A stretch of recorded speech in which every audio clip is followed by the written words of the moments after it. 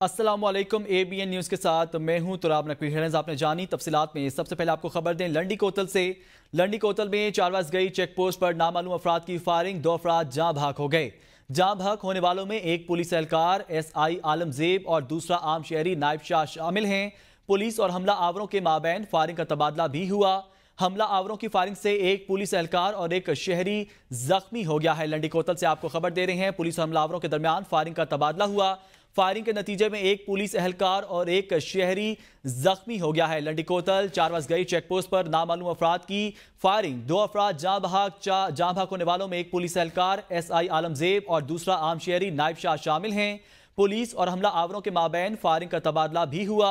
हमला आवरों की फायरिंग से एक पुलिस एहलकार और एक शहरी जख्मी हो गया है। बरतानिया में मैनचेस्टर के इलाके साउथ पोर्ट में चाकू जनी के वाक़े के बाद मुश्तइल मुजाहिरीन ने पुलिस की गाड़ी को आग लगा दी। पुलिस पर पथराव और तशद्दुद के वाक़यात में मुतअद्दिद अफराद जख्मी हो गए। पुलिस का कहना है मुजाहिरीन का ताल्लुक मुमकिना तौर पर इंग्लिश डिफेंस लीग से है। मुजाहिरीन ने मस्जिद पर मुख्तलिफ अशिया भी फेंकी। हुक्काम के मुताबिक चाकू जनी में मुलव्वस अफराद गिरफ्तार शख्स बरतानिया में पैदा हुआ था। वाज़ेह रहे चाकू के हमले के नतीजे में 3 बच्चियां हलाक हुई थी। आपको खबर दे रहे हैं मैनचेस्टर से। बरतानिया में मैनचेस्टर के इलाके साउथ पोर्ट में चाकू जनी के वाक़े का पेश आया। मुजाहिरीन ने पुलिस गाड़ी को आग लगा दी, पथराव, मुतअद्दिद अफराद जख्मी। मुजाहिरीन ने पुलिस गाड़ी को आग लगा दी, पुलिस पर पथराव तशद्दुद के वाक़यात में मुतअद्दिद अफराद जख्मी हो गए। पुलिस का कहना है मुजाहिरीन का ताल्लुक मुमकिना तौर पर इंग्लिश डिफेंस लीग से है। मुजाहिरीन ने मस्जिद पर मुख्तलिफ अशिया भी फेंकी। हुक्काम के मुताबिक चाकू जनी में मुलव्वस अफराद शख्स बरतानिया में पैदा हुआ था। वाज़ेह रहे चाकू के हमले में के नतीजे में 3 बच्चियां हलाक हुई थीं। तुर्क बहरिया के जंगी बहरी जहाज कनाल लेजा की कराची आमद, पाकिस्तानी समंदरी हदूद में आमद पर पाक बहरिया के जहाज ने तुर्किया के जहाज को रवायती अंदाज में खुश आमदीद कहा। कराची बंदरगाह पहुंचने पर पाक बहरिया और तुर्क सफारत खाने के अफसरान ने जहाज का पुरतपाक इस्तकबाल किया। कराची में क़याम के दौरान जहाज के कमांडिंग ऑफिसर पाक बहरिया के फील्ड कमांडर्स और दीगर आला हुकाम से मुलाकातें करेंगे। तुर्क बहरिया का वफ्द मज़ार कायद पर भी हाजिरी देगा। आगे बढ़े और आपको बताएं, कौमी असम्बली में इलेक्शन एक्ट का दूसरा तरमीमी बिल 2024 पेश कर दिया गया। बिल के मुताबिक आज़ाद उम्मीदवार मखसूस मुद्दत के बाद किसी और सियासी जमात में शामिल नहीं हो सकेगा। ये एक्ट फिलफौर नाफिजुल अमल होगा और इंतखाबात एक्ट 2017 के आगाज नफाज से मौसर बेअमल तस्वुर होगा। इस्लामाबाद से अमाद अहमद की रिपोर्ट देखते हैं। स्पीकर अयाज सादिक की ज़ेर सदारत कौमी असम्बली का इजलास हुआ, जिसमें मुस्लिम लीग नून के रुकन कौमी असम्बली बिलाल कियानी ने इलेक्शन एक्ट में दूसरी तरमीम का बिल पेश किया। मुजव्वज़ा बिल में इलेक्शन एक्ट 2017 की सेक्शन 66 और 104 में तरमीम पेश की गई, जिसके तहत आज़ाद उम्मीदवार आइन और कानून में दर्ज मखसूस मुद्दत के बाद किसी सियासी जमात में शामिल होने का हक इस्तेमाल नहीं कर सकता। I hereby introduce the bill further to amend the Elections Act 2017, the Elections Second Amendment Bill 2024. Bill के मतन में तजवीज़ दी गई है कि आइन और इलेक्शन एक्ट 2017 में आज़ाद उम्मीदवारान को दोबारा किसी सियासी जमात में शामिल होने की सहूलत फराहम नहीं की गई। मुजव्वज़ा मुद्दत के अंदर मखसूस नशिस्तों की फहरिस्त जमा न कराने वाली जमात मखसूस सीटों की अहल नहीं होगी। मुजव्वज़ा बिल में कहा गया है कि जिस उम्मीदवार ने रिटर्निंग ऑफिसर के सामने जमात से वाबस्तगी का बयान हल्फी जमा न कराया हो, उसे आज़ाद तस्वर किया जाएगा। इलेक्शन के बाद पार्टी वाबस्तगी जाहिर करने वाला उम्मीदवार किसी सियासी जमात का उम्मीदवार नहीं समझा जाएगा और इलेक्शन का दूसरा तरमीमी बिल 2017 से नाफिजुल अमल होगा। वज़ीर कानून ने बिल कायमा कमेटी के सुपुर्द करने की सिफारिश कर दी और स्पीकर ने इसे मुतल्लिका कमेटी के सुपुर्द कर दिया और स्पीकर कौमी असम्बली की चेयरमैन कमेटी को कमेटी इजलास कल ही तलब करने की हिदायत भी जारी की गई। बानी PTI ने कमरा अदालत में सहाफ़ियों से गैर रस्मी गुफ्तगू करते हुए फौज से मुज़ाकरात करने की हामी भर ली। कहते हैं फौज अपना नुमाइंदा मुकर्रर करे, हम मुज़ाकरात के लिए तैयार हैं। रावलपिंडी अडियाला जेल में सहाफ़ियों से गैर रस्मी गुफ्तगू करते हुए बानी पाकिस्तान तहरीक इंसाफ का कहना था कि हमने फौज पर इल्ज़ामात नहीं तनकीद की थी। उन्होंने कहा कि घर में कोई बिगड़ा हुआ बच्चा हो तो उस पर तनकीद की जाती है। फौज पर तनकीद इस वजह से की थी क्योंकि तनकीद जमहूरियत का हुस्न है। बानी PTI ने फौज को बिगड़े हुए बच्चे से तशबीह दे दी। उन्होंने कहा कि सुप्रीम कोर्ट ने फैसले में कहा कि जुल्फ़िकार अली भुट्टो की सजा गैर कानूनी थी। जुल्फ़िकार अली भुट्टो की सजा के पीछे जनरल ज़ियाउल हक का हाथ था और सकूत ढाका के पीछे जनरल याहिया खान का हाथ था। सुप्रीम कोर्ट का कादियानियों के मुतालिक फैसला, स्पीकर ने मामला कौमी असम्बली की कायमा कमेटी बराए कानून के सुपुर्द कर दिया। स्पीकर की कल ही कमेटी का इजलास बुलाने की हिदायत। ईवान में इरकान का फैसले पर इजहार ख्याल। साहबजादा हामिद रजा ने कहा, आइन को दोबारा तहरीर किया गया, ईवान अपनी जिम्मेदारी पूरी करे, कमेटी बनाई जाए जो सुप्रीम कोर्ट से बात करे। हनीफ अब्बासी ने कहा, फौरी तौर पर पार्लिमानी कमेटी बनाएं और उलमाए कराम को बुलाएं। मौलाना अब्दुल गफूर हैदरी का कहना था कि सब इदारे पार्लियामेंट के फैसले के पाबंद होते हैं, जज आइन में तरमीम नहीं कर सकते। वजीर कानून आजम नजीर ताड़ ने कहा है, अदालतों को आइन रीराइट करने का इख्तियार है, ना आइन के शिकों को नया रंग देने का। अदालतों को सिर्फ आइन की तशरीह करने का इख्तियार है, आइन दोबारा लिखने का इख्तियार नहीं। कई बार आइन की तशरीह करके इसको रीराइट किया जाता है। हमारा मुल्क आइन और कानून के ताबे है, रियासत के होते हुए किसी शख्स के कत्ल का फतवा नहीं दिया जा सकता। कोशिश होनी चाहिए हमारी तरफ से कोई ऐसी बात ना हो कि गुस्ताखों को मौका मिले। इसीलिए मैं अर्ज करूंगा कि ये एक ऐसा इशू है जिस पे सारे ईवान की एक राय है कि अकल और होश के साथ पहले चीज़ को पढ़ा जाएगा, देखा जाएगा, फिर ये रियासत की जिम्मेदारी है कि उस पर वो अमल दरामद करे। हमारा मुल्क एक कानून के ताबे है। रियासत पाकिस्तान में किसी शख्स को ये हक नहीं दिया जा सकता कि वो घर बैठ के या मजमे में खड़ा होकर कत्ल के फतवे जारी करे। आईने पाकिस्तान में एक तरीक़ाकार दर्ज किया गया है, इसके ऊपर रियासत की ज़ीरो टॉलरेंस होनी चाहिए। मेरी अर्ज़ ये होगी सब दोस्तों को कि इसे एक दफ़ा एग्ज़ामिन कर लिया जाए, उसके बाद इस पर एक रेजोल्यूशन पास की जाए। वो अब 4 दिन बाद हो सकती है, 2 दिन बाद हो सकती है, जो ये हाउस डिसाइड। बैरिस्टर गौहर ने कहा, 41 MNAs ने बयान हल्फी जमा करवाए, इसके बावजूद हमारे MNAs के खिलाफ एक्शन लिए जा रहे हैं। इलेक्शन कमीशन बाकी MPs के नोटिफिकेशन जारी करे। कौमी असम्बली इजलास में इलेक्शन एक्ट तरमीमी बिल पेश होने पर रद्द अमल देते हुए चेयरमैन तहरीक इंसाफ बैरिस्टर गौहर खान का कहना था कि रूल्स को उड़ाया गया है, बिल को गैर आईनी तरीके से पास किया जा रहा है। उन्होंने कहा, हम धरनों या एहतजाज की तरफ नहीं गए बल्कि पार्लियामान में रहकर किरदार अदा करते रहे। सुप्रीम कोर्ट से मुतालबा करते हैं कि 41 मेंबरान के नोटिस जारी करवाएं और इलेक्शन कमीशन बाकी अरकान असम्बली के नोटिफिकेशन भी जारी करे। सुप्रीम कोर्ट हमारे मेंबरान को तहफ़्फ़ुज़ फराहम करे। इस्लामाबाद हाई कोर्ट ने PTI सेंट्रल सेक्रेटेरिएट फौरी खुलवाने का हुक्म दे दिया। अदालत ने CDA का PTI ऑफिस सील करने का हुक्म कलअदम करार दे दिया। PTI को भी बिल्डिंग में आग से बचाव के हिफाजती इक़दामात यकीनी बनाने की हिदायत कर दी गई है। इस्लामाबाद हाई कोर्ट की जस्टिस सिमन रिफत इम्तियाज ने 13 सफ़ात पर मुश्तमिल तहरीरी फैसला जारी किया।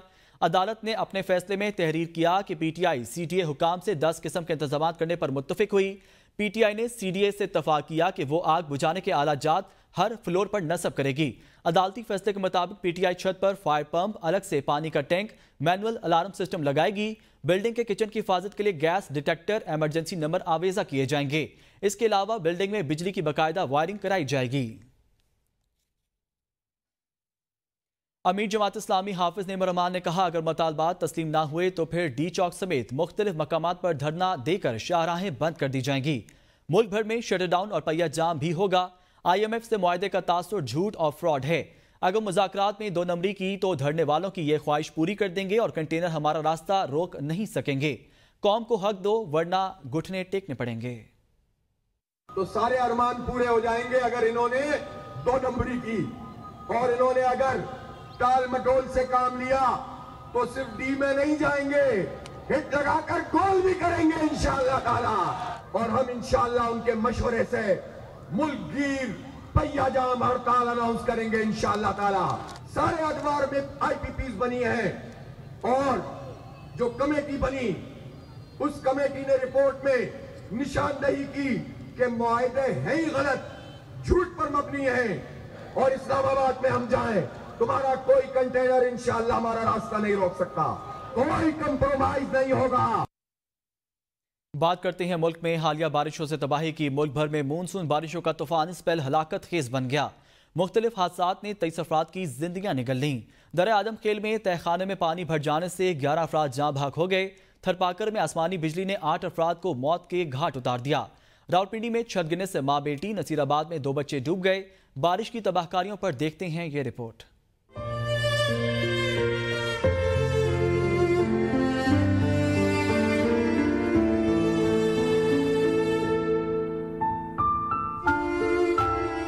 मुल्क भर भर में बारानी रहमत कहर बन गई। कोहाट के इलाके दरा आदम खेल में तहखाने में पानी भरने से एक ही खानदान के 11 अफराद अबदी नींद सो गए। जाँ बहक होने वालों में 6 बच्चे, 3 खवातीन और 2 मर्द शामिल हैं। मानसरा में शहराए कागान पर नदी नालों में तुगयानी के बाद सैलाबी रेले ने तबाही मचा दी। मुतअद्दिद दुकानें तबाह हो गई। ट्रैफिक बंद होने से बड़ी तादाद में सयाह महसूर होकर रह गए।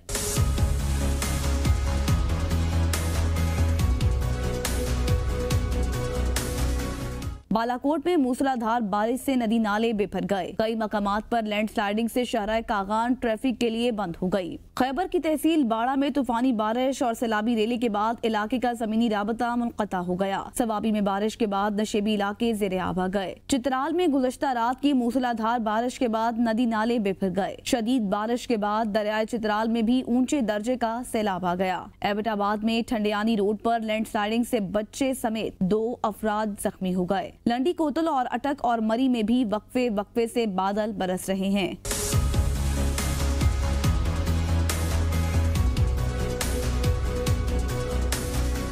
दूसरी तरफ सिंध के इलाके लाड़काना में 1 घंटे की बारिश ने शहर डबो दिया। सड़कें तालाब बन गई। जैकबाबाद में मूसलाधार बारिश के बाद नशेबी इलाके ज़ेरे आब आ गए और बिजली की फराहमी भी मुअत्तल हो गई। महकमा मौसमियात ने आइंदा 24 घंटों में मुल्क के मुख्तलिफ इलाकों में मजीद बारिश की पेशगोई की है। PDMA रिपोर्ट के मुताबिक जुलाई में बारिशों के बायस 39 अफराद जाँ बहक और 113 लोग जख्मी हुए हैं। रिपोर्ट के मुताबिक बारिशों की वजह से 61 घरों को नुकसान पहुंचा। बोसीदा और खस्ता हाल इमारतों के गिरने के बायस जानी और माली नुकसान हुआ। दरियाई झीलों में मंगला के मकाम पर दरमियाने से ऊंचे दर्जे की सैलाबी सूरत हाल बन सकती है। दरियाई चिनाब में मारला, खानकी और कादराबाद के मकाम पर भी सैलाब का खदशा है। मानसून बारिशों का स्पेल 4 अगस्त तक जारी रहने का इम्कान है। पंजाब के दरियाओं नदी नालों में मुमकिना सैलाबी सूरत हाल का अलर्ट जारी कर दिया गया। मरी और गिरदनवा में बारिश का सिलसिला जारी। बारिश के बाद नदी नालों में तुगयानी, बाज मकामात पर लैंडस्लाइडिंग का भी खतरा पैदा हो गया है। अहाता नूर खान में प्लाजे का पानी घरों में दाखिल हो गया, जिसकी जद में आकर कई घर बुरी तरह मुतासिर हो गए हैं। शहर के अक्सर नदी नाले बंद होने की वजह से पानी दुकानों और घरों में दाखिल हो गया।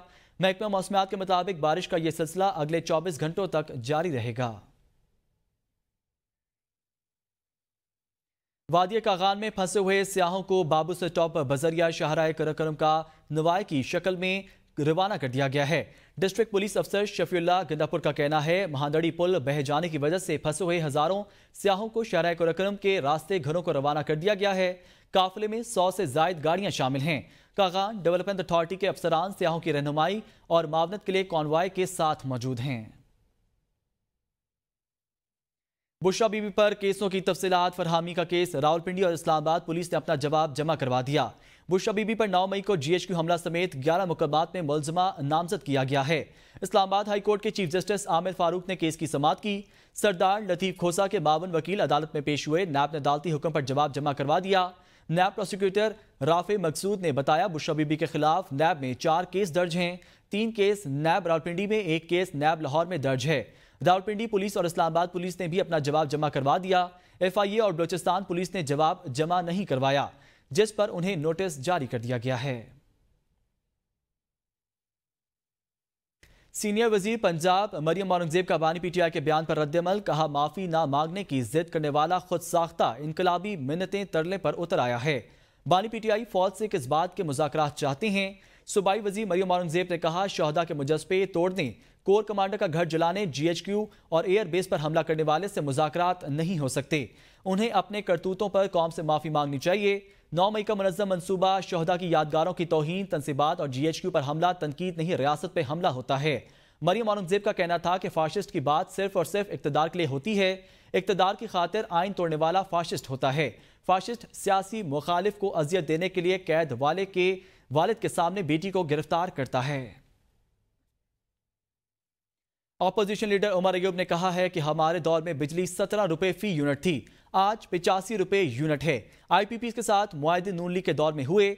अब मगरमच्छ के आंसू रोते हैं। IPP मुआहदों की वजह से अवाम पर बोझ पड़ा। वफाकी वजीर तवानाई मुसद्दक मलिक की उमर अयूब के जवाब। वो कहा, उमर अयूब के दावा समझ से बालातर है। वो 2013 में नून लीग के वजीर थे, आज वो आए बाएं शाएं करते हैं। तब क्यों कुछ नहीं किया जब दस्तखत किए? उमर अयूब साहब, आपके अंगूठे छपे हुए हैं, सिर्फ ये चाहते हैं तरक्की का सफर रुक जाए। वज़ीर आज़म इमरान खान साहब पाकिस्तान तहरीक इंसाफ के दौरे हुकूमत में बिजली का रेट 17 रुपए यूनिट आज 85 रुपए यूनिट तक पहुंच गया है। डॉलर डिप्रिसिएशन और इन्होंने तेज़ कर दी, उसके साथ क्या हुआ कि बिजली की कीमत भी बढ़ती रही और ये बोझ जो है वो पाकिस्तान की अवाम पे पड़ना शुरू हुआ। अभी मैं उमर अयूब साहब की वो भरपूर धुआंधार तकरीर सुन रहा था जिसपे वो तनकीद कर रहे थे 2013 की पॉलिसी की।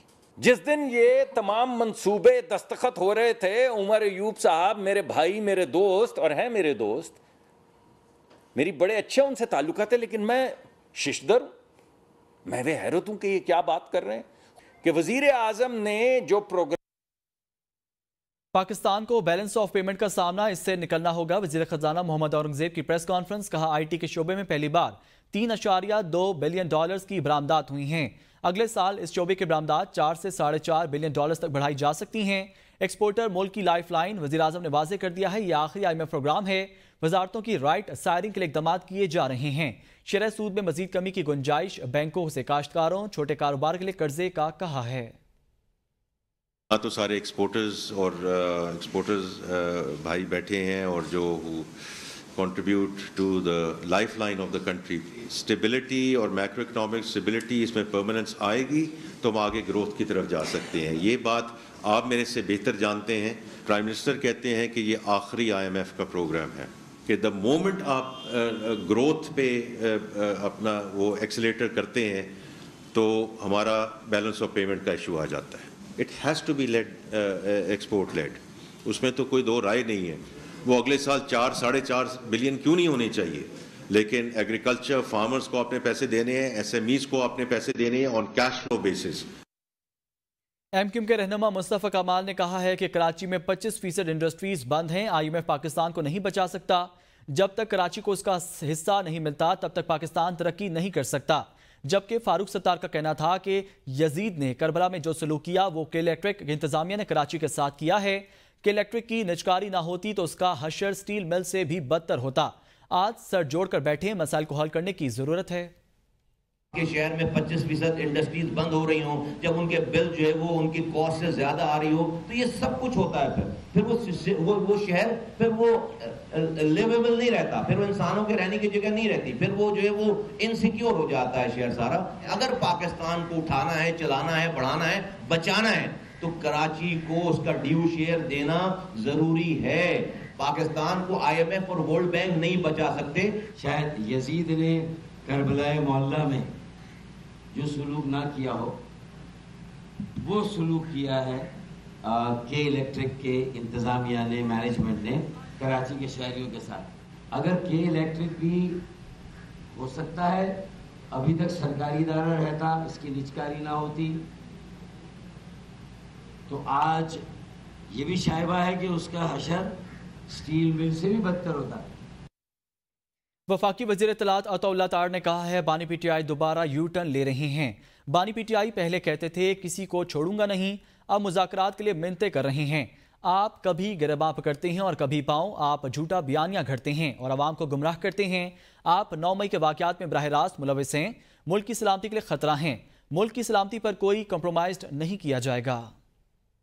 जो एक न्यूट्रल होने का सिलसिला शुरू हुआ था वो शायद बानी चेयरमैन PTI को काबिल कबूल नहीं, और ये बहुत जल्दी सफर तय किया, मैं छोड़ूंगा नहीं से लेके मुझसे प्लीज बात करो। इस मुल्क के अमन के लिए एक खतरा पैदा करते, इस मुल्क की सलामती के लिए खतरा पैदा करते, जबकि कभी गिरेबान पकड़ लेते हैं, कभी पैर पकड़ लेते हैं। 9 मई के हमले आप करें, आप इस मुल्क के लिए एक सिक्योरिटी रिस्क हैं। और देखिए, इस मुल्क की सलामती के ऊपर कोई कॉम्प्रोमाइज नहीं है। जब तक खत्म नबूवत पर यकीन नहीं रखते मुसलमान नहीं हो सकते। रहनुमा तहरीक इंसाफ अली मोहम्मद खान कहते हैं हुकूमत के सिवा किसी को सजा देने का हक नहीं। कोई जुर्म करता है तो उसको सजा देना हुकूमत की जिम्मेदारी है। मामले पर पार्लिमानी कमेटी बनाएं, सेनेट से भी अरकान शामिल करें। तक आप हुजूर नबी करीम सल्लल्लाहु अलैहि वसल्लम की खातम नबीयीन की खत्म नबूवत पे यकीन नहीं रखते, आप मुसलमान नहीं हो सकते। किसी भी सूरत में रियासत के अलावा, हुकूमत के अलावा किसी को सजा देने का हक नहीं है। अगर एक शख्स किसी गुनाह का मुर्तकिब होता है, जुर्म का मुर्तकिब होता है, उसको पकड़ना, उसको सजा देना हुकूमत पाकिस्तान का उसकी जिम्मेदारी है। मेरी दरखास्त है कि इस इशू को आप इसके लिए स्पेशल पार्लियामेंट्री कमेटी बनाइए। वज़ीर इत्तलात पंजाब अज़मा बुखारी कहती हैं फाशिस्ट मरीम नवाज नहीं बानी PTI हैं। हिटलर पार्ट 2 ने मरीम नवाज को वालिद के सामने गिरफ्तार कराया था। अज़मा बुखारी ने कहा सियासी मुखालफिन पे आर्टिकल 6 के मुकदमात बनाने की फरमाइशें करने वाले और जेलों में कैमरे लगाकर तकलीफ देने वाला फाशिस्ट लीडर फितना खान था। गिरफ्तारियों के बावजूद एक भी लीगी रहनुमा ने नवाज शरीफ का साथ नहीं छोड़ा। तहरीक इंसाफ के इनकलाबियों ने एक रात जेल में गुजारने के बाद अगले दिन लाइनें लगाकर प्रेस कॉन्फ्रेंस की। फौजी तंसीबात पर हमले करके शहदा के मुजस्समे जलाने वाले मासूमियत का ड्रामा नहीं कर सकते। 9 मई के नाकाम बगावत का हिसाब भी देना होगा और सजा भी भुगतनी पड़ेगी। शेर अफजल मरवत की पार्लिमानी पार्टी के इजलास में शिरकत, खुलकर गिले शिकवे किए। कहा मेरी कोई गलती नहीं थी लेकिन मेरी पार्टी रुकनियत मुअत्तल की गई। मेरे शिकवे बानी चेयरमैन से हैं जो पार्टी क़यादत तक पहुंचा दिए हैं। PTI पार्लिमानी पार्टी के इजलास में शेर अफजल मरवत ने कहा कि पार्लिमानी पार्टी में मुझे भूख हड़ताली कैंप में बैठने की दरख्वास्त की गई है। एक रत्ती बराबर गलती नहीं की थी। ये तमाम जो इकदाम मेरे खिलाफ हुए थे ये बिल्कुल नामुनासिब थे। मैं अगर गलती पे होता तो मुझे कोई इसमें कबात न होती कि मैं माजरत करूं या माफिया मांगूं। खान साहब है, मेरे लीडर हैं, मेरे शिकवे का हक बनता है तो मैं शिकवा तो करूंगा। मिलने जाने वाला सवाल बड़ा मुश्किल है। वो भी खान है, हम भी खान है। पार्लिमानी कमेटी में कि मुझे जिम्मेदारी दे दे, बाढ़ में जाए NOC और 144 से। ये पाकिस्तानी उस वक्त निकले थे जब 9 मई हुआ था, पूरा पाकिस्तान मेरे साथ निकला था। उनको क़यादत दरकार है, क़यादत इनके साथ हो तो इंशाल्लाह पूरा पाकिस्तान निकलेगा। PTI से मुज़ाकरात के लिए JUI की मुज़ाकराती कमेटी का इजलास में मुल्की सियासी सूरत हाल पर गौर किया गया। कन्वीनियंस सेनेटर कामरान मुर्तज़ा की ज़ेर सदारत इजलास में PTI से मुज़ाकरात के लिए तरीक़ेकार पर बातचीत हुई। तर्जमान JUI का कहना है इजलास में दोनों जमातों के दरमियान बाहमी रवाबत को खुश आइन करार दिया गया। कमेटी इजलास की तजवीज़ JUI सरबराह मौलाना फजल रहमान को उनकी वतन वापसी पर पेश करेगी। इजलास में मौलाना लतीफ़ उल रहमान, असलम गौरी, मौलाना अमजद खान और मुफ्ती फजल गफूर शरीक हुए हैं। Opposition leader Punjab assembly Malik Ahmad Khan Bhucchar ने कहा है कि बानी PTI ने दोबारा इलेक्शन के लिए तैयार होने का पैगाम दे दिया है। कौम दिसंबर में इलेक्शन के लिए तैयार रहे। मौजूदा सूरत हाल में दोबारा इलेक्शन पर खर्चा करना बेहतर है। इस अजाब से कौम की जान छूट जाएगी। हमारा पहले दिन से कहना है कि हम फौज के खिलाफ नहीं हैं। ये लोग बानी PTI के बयानात को तोड़ मरोड़ कर पेश करते हैं। जब इंतखाबी निशान बल्ला छीना गया तो उसके बावजूद कुछ लोगों ने अपने कागजात पर PTI लिखा। लाहौर में भी बहुत जल्दी बड़ी तब्दीली आएगी। 5 अगस्त से नई तहरीक शुरू हो गई है। कुछ मेंबर्स ने जब उधर हमारे से बल्ला छीना गया तो उस वक्त भी उन्होंने PTI लिख दिया तो वो कंसिडर हो गए ऑलरेडी PTI में। लेकिन ये खान साहब अपनी ज़ात के लिए तो कहते हैं कि मैं इंतकाम नहीं लूँगा, बट इस मुल्क के लिए जिन्होंने नुकसान किया है, इस मुल्क को इस हालत तक जिन्होंने पहुँचाया है, उसको ज़रूर खान साहब अकाउंट उनका करेंगे और वो अकाउंटेबल होंगे। रुख करते हैं बैनुल-अक़वामी मंजरनामे का। इंटरनेशनल लॉयर्स क्लब बरतानिया की नई काबीना की हलफ बर्दारी की तकरीब बार्किंग एंड डेगनम काउंसिल हॉल में मुनक्किद की गई, जिसमें वकला समेत मकामी कम्युनिटी की बड़ी तादाद मौजूद थी। चेयरमैन इंटरनेशनल लॉयर्स क्लब बरतानिया हाफिज अब्दुल गनी चौधरी ने bureau chief London Chaudhry Tabrez Aura से बात करते हुए कहा कि हमने नए जोश और जज्बे के साथ कम्युनिटी और वकला के लिए काम जारी रखेंगे। जी बिल्कुल, बरतानिया में पाकिस्तानी वकला की नुमाइंदा तंजीम इंटरनेशनल लॉयर्स क्लब की कैबिनेट ने आज हलफ उठा लिया है और आज इंटरनेशनल लॉयर्स क्लब के नए चेयरमैन हाफिज अब्दुल गनी ने भी अपने अहदे का हलफ उठा लिया है। इस वक्त हमारे साथ हाफिज अब्दुल गनी साहब मौजूद हैं, इनसे बात करते हैं। आज इंटरनेशनल लॉयर क्लब की जो लाइफ जो है इसकी एज जो है 10 साल हो चुकी है और लास्ट 10 ईयर से इंटरनेशनल लॉयर क्लब वकला बरादरी की आवाज़ को आगे कम्युनिटी में मैसेज कन्वे कर रहा है ताकि वकला बरादरी के जितने भी इशू हैं जो ओवरसी हैं या इंटरनल और एक्सटर्नल जितने भी इशू होते हैं हम उनको एड्रेस करते हैं ताकि हमारी आवाज़ जो है पाकिस्तान में जो ईवान है वहाँ तक पहुँच सके। अगर पाकिस्तान में किसी किस्म का या सुप्रीम कोर्ट का कोई डिसीजन आता है या वकला बरादरी के साथ किसी किस्म की कोई ज़्यादती होती है, हम यहाँ बैठ के इस दियारे गैर में वकला बरादरी के लिए आवाज़ उठाते हैं। और एज़ फार एज जो इनसाइड UK जितने भी वकला के इशू हैं इंटरनेशनल लॉयर क्लब अरसा दराज से उनकी खिदमत भी कर रही है और उनके इशू को एड्रेस भी किया जा रहा है। इंशाल्लाह अब नई कैबिनेट आई है, नए इरादे के साथ, नए अज़्म के साथ हम इस ऑर्गेनाइजेशन की बेहतरी के लिए दिन रात काम करेंगे। नए इरादे के साथ, नए जोश व जज्बे के साथ हम कम्युनिटी के लिए और वकला के लिए काम करेंगे, ये कहना है हाफिज अब्दुल गनी चौधरी का, जो इंटरनेशनल लॉयर्स क्लब यूके के नौ मुंतखब चेयरमैन हैं। जी। सऊदी अरब के दारुल हुकूमत रियाज में चेयरमैन कश्मीर ओवरसीज फोरम सरदार इफ्तिखार अब्बासी की जानिब से पाक यूनाइटेड मीडिया फोरम के एजाज में इस्तकबालिया तकरीब का इनेकाद किया, जिसमें सहाफ़ियों और कम्युनिटी मेंबरान ने शिरकत की। तकरीब से खिताब करते हुए पाक यूनाइटेड मीडिया फोरम के सदर राशिद अली गौरी का कहना था कि हमारी हमेशा कोशिश रही है कि हम अपने कलम, आला अखलाक और मिसाली किरदार से पाकिस्तान का वकार बुलंद करें, मुस्बत सहाफत को फ़रोग देने के लिए अपना कलीदी किरदार अदा करते रहेंगे। तकरीब से खिताब करते हुए मेज़बान इफ्तिखार अब्बासी ने पाक यूनाइटेड मीडिया फोरम की मिसाली खिदमात को सराहते हुए टीम को खराज तहसीन पेश किया और कहा कि पाक यूनाइटेड मीडिया फोरम ने हमेशा मजलूम कश्मीरियों की आवाज़ बनकर मसला कश्मीर पर अपने कलम की हुर्मत का हक अदा किया है।